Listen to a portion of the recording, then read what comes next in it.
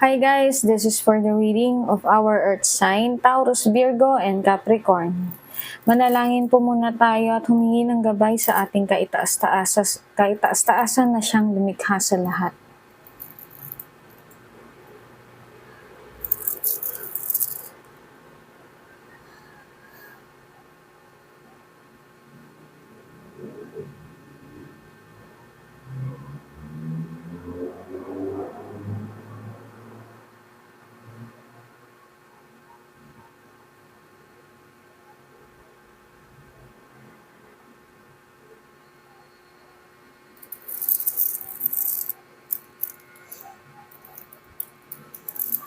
Okay guys, start na tayo.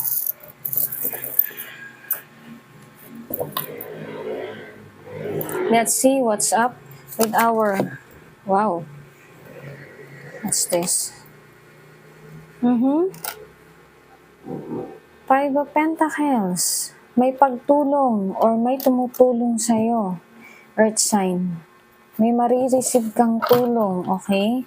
Financial support or posibleng ikaw ang tumutulong, Earth sign. Taurus, Virgo, and Capricorn. I am seeing here the Devil card, which is the may toxicity. Okay, may toxicity na pumapaligid sa'yo. Okay, meron. Nakailang balasa na ba ako? Okay. Tingnan na natin. Talagang merong nagpaparamdam. Yeah.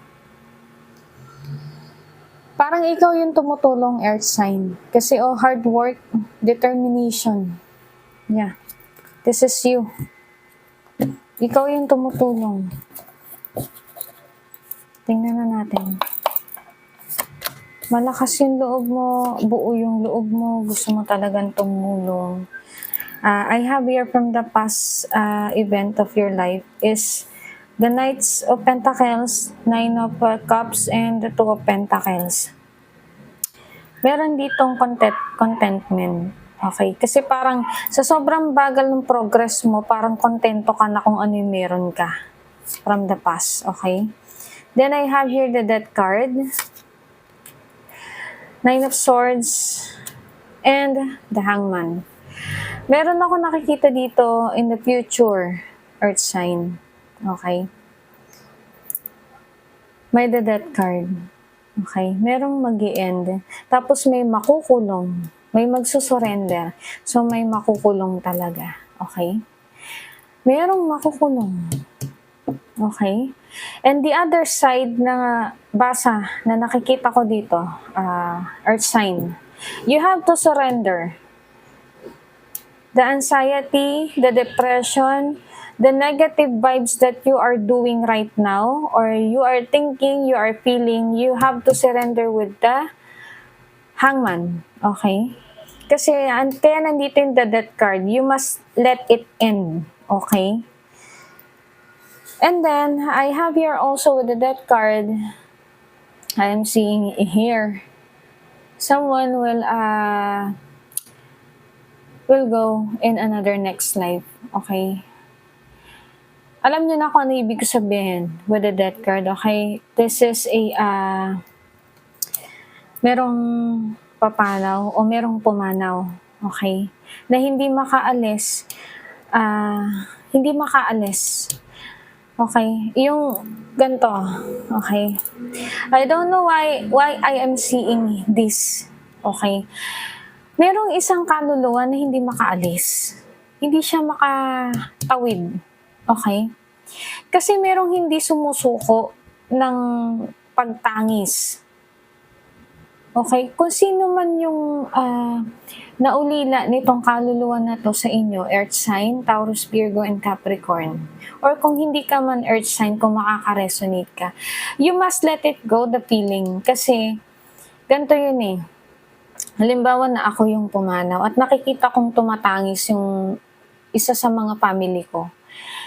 Hindi ako masaya eh. Kasi paano ako makakatawid kung hindi nila matanggap?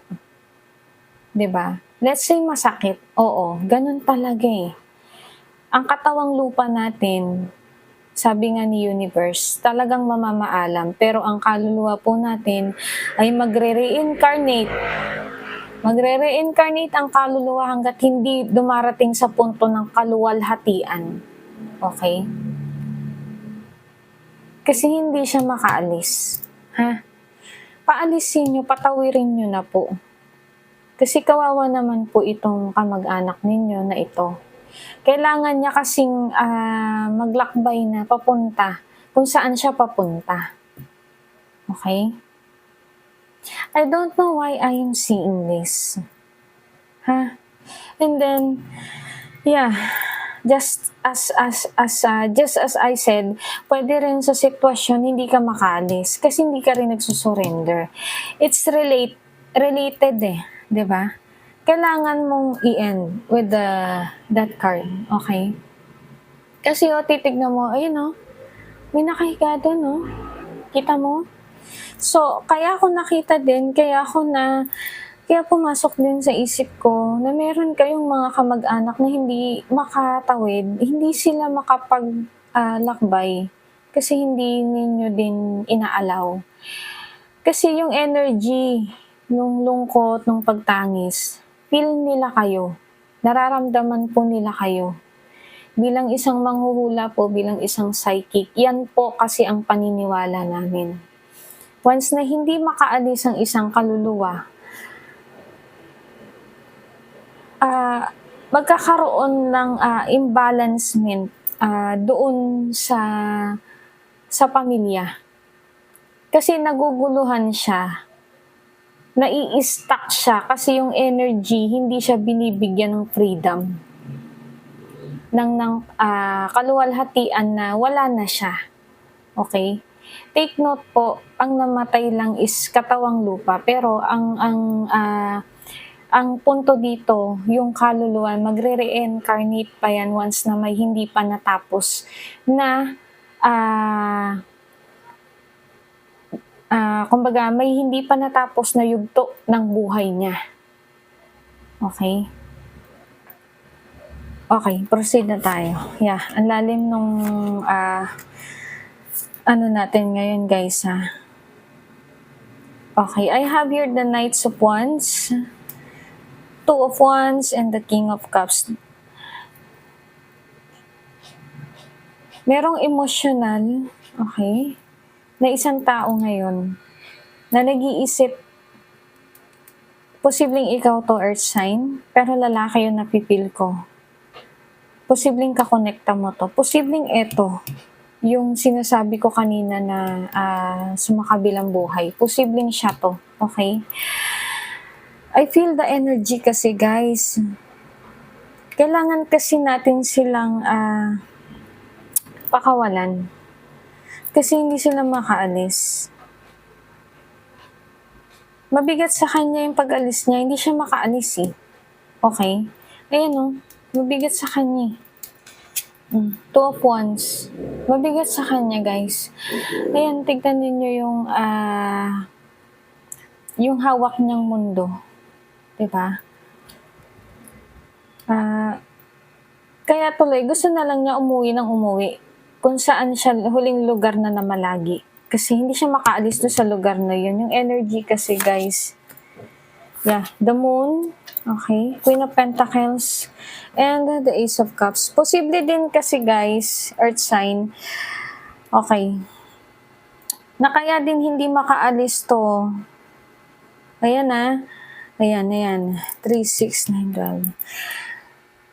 Kasi meron siyang, bago siya mawala, meron siyang nagawa na isang kasalanan. Na pagkakamali, okay? Nandito rin kasi na parang ibinigay mo lahat sa taong to, na parang ang nagkonekta sa inyo, kaya hindi siya makaalis dito sa katawang, dito sa ating mundo, is because of the grudges. Kasi parang ibinigay mo lahat sa kanya. May nakikita ko ditong pera, financial support, very generous kay earth sign. Andito rin yung Ace of Cups na posible din na buntis ka ngayon, earth sign, ha. Posibleng buntis ka ngayon, kaya din hindi siya makaalis itong si King of Cups. Okay? Posible din naman na hindi ito yung pumanaw. Posibleng one of your family, okay? Take what resonate. Kasi po marami akong nahagip na energy. Kaya ako sinasabi lahat in general, ha? Kasi malalim ang kahulugan ng mga baraha at iba't iba po kami ng basa, kaming mga manghuhula, okay? Kanya-kanya po kasi kami ng mga intuition ng mga psychic ability, ha?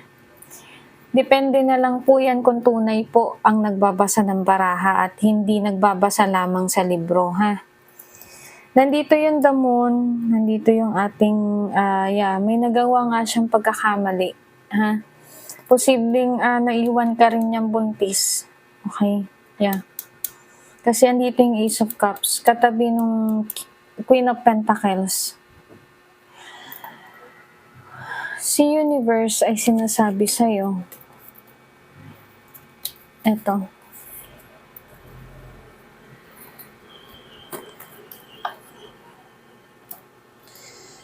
you have to talk to him with the hermit.